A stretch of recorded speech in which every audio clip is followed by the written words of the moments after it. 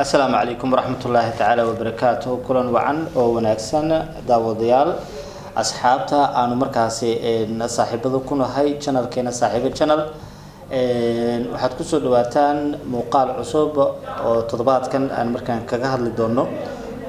Ryan Giggs ninkii ahaa kabtankii hore kooxda kubadda cagta Manchester United sidoo kale haddana ah macalinka xulka qaranka ee Wales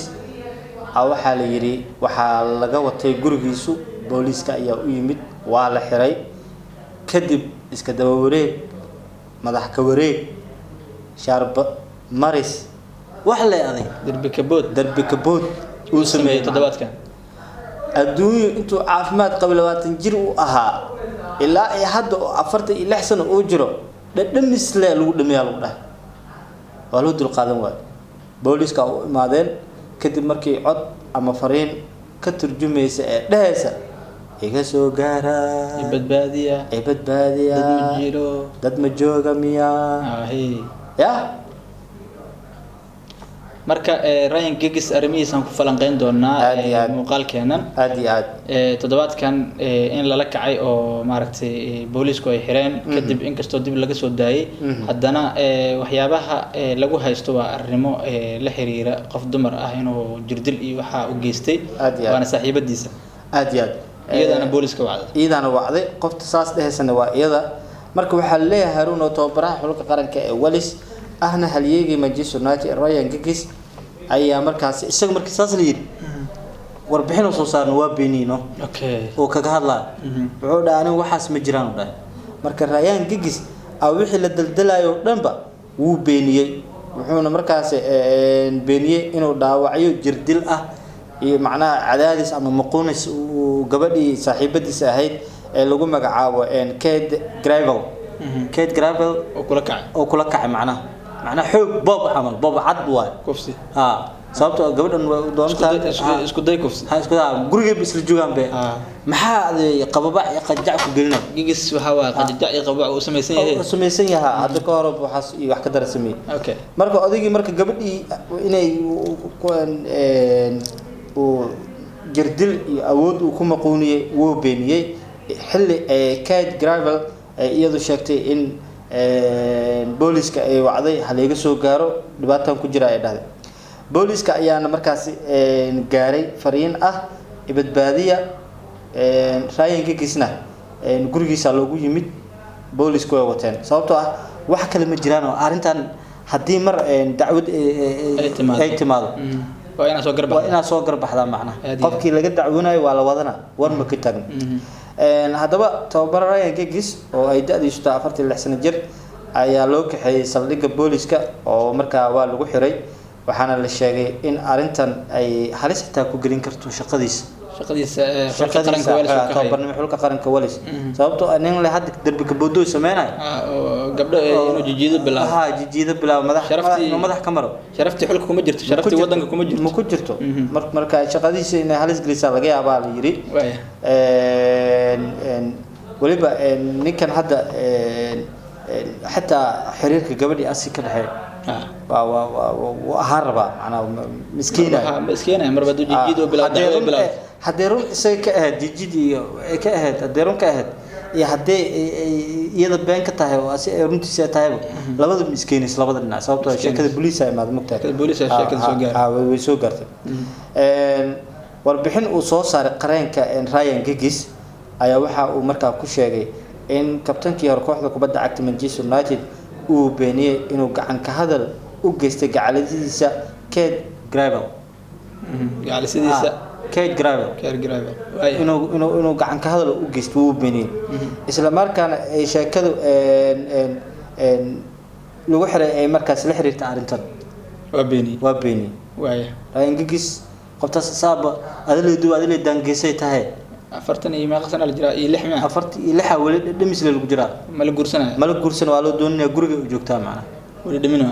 dhimis lagu jiraa waayahay Ryan Giggs arintiisa daan u soo dhacno marka laga soo tago in xabadan saaxiibtiisa ama Angelidan ay dacweysay booliska ay wacday iga soo gaaray qofkan Giggs la leeyahay jirdilba igu haya waxa jira sheekooyin hore oo markaas la xasuusto oo Ryan Giggs oo kula kacay walaalkiis anjaliyadiis dimaashidiisa ka daba wareegay in muddo aan uu iska haystay oo la og yahay waay xishood ma jira miya ya walaalkiisna caan ma ah wuxuu dhahay Angelina idaa imaadani aniga caan ahay ciyaaryahan kubadda cagta ciyaaraan ahay waa joog waa ka hergeli waay macnaha iyada isu raacay waa ka harsan waay marka walaalkii caannimada ugu soo adaa caan hal mar waxay dhahday bas shaariba igala kiciba ya afal marii kala kiciba jiro baba waay walaalka maxna ya ilaahay amarkii inta iga dees as isku nahay maal dhaayir waagis beentiisu adoro waa alifana ha waayahay marka iyo marka sheekadu waxay gaartay familki aabihii gigis iyo walaalkiisa soo kala dhaxgalay gigis iyo walaalkiis war ma ku sheegaa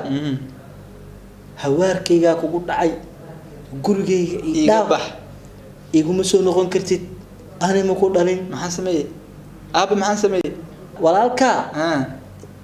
saaxiibtiisa hadan aad ka daba wareegto shaarbaha ka martay macquul ma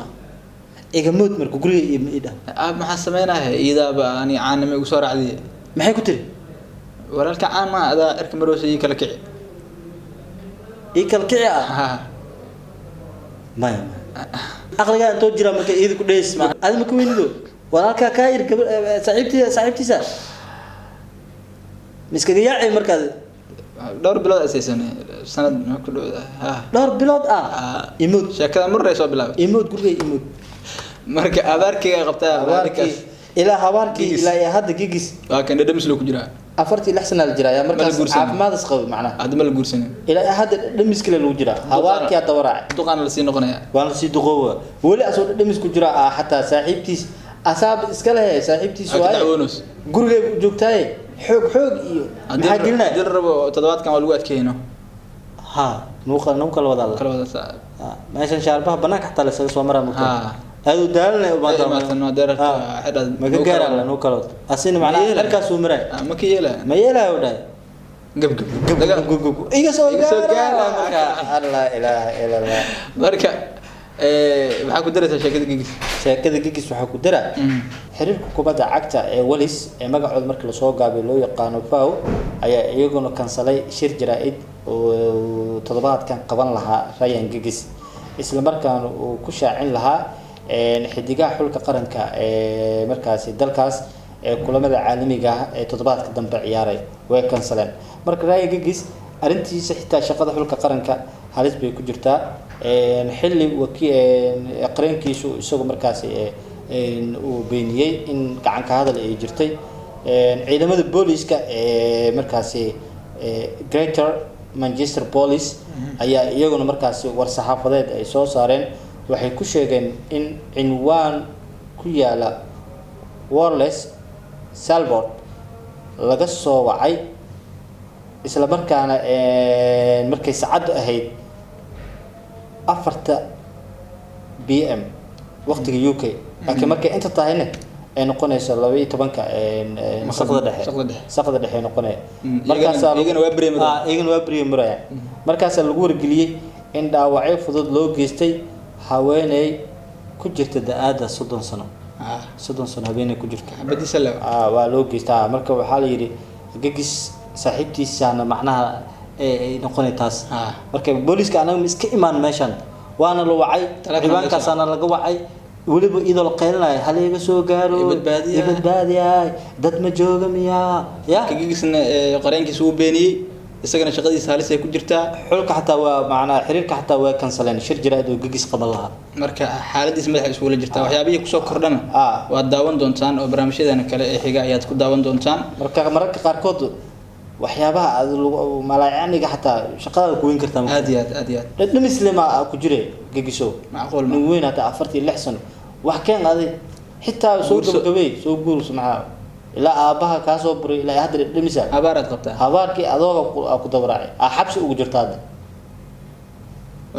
guud ahaan muuqaalkeenii aynu kaga hadlaynay Ryan Giggs iyo xaaladda iyo fadeexadda uu dhexda kaga jiro ayaynu toddobaadkan ku soo qaadanaynay muuqaalkeena intan barnaamijkan kiisa xiga dib ugu kulmayno waxaan idinkaga tagaynaa sidaas iyo nabadgelyo